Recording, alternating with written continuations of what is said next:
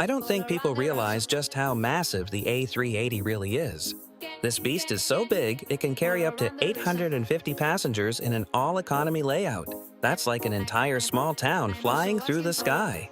Its wingspan is almost 80 meters, wider than a full soccer field. Each of its 4 engines is so powerful, they could power a small town on their own, and they're the size of a bus. It's twice the size of a Boeing 737.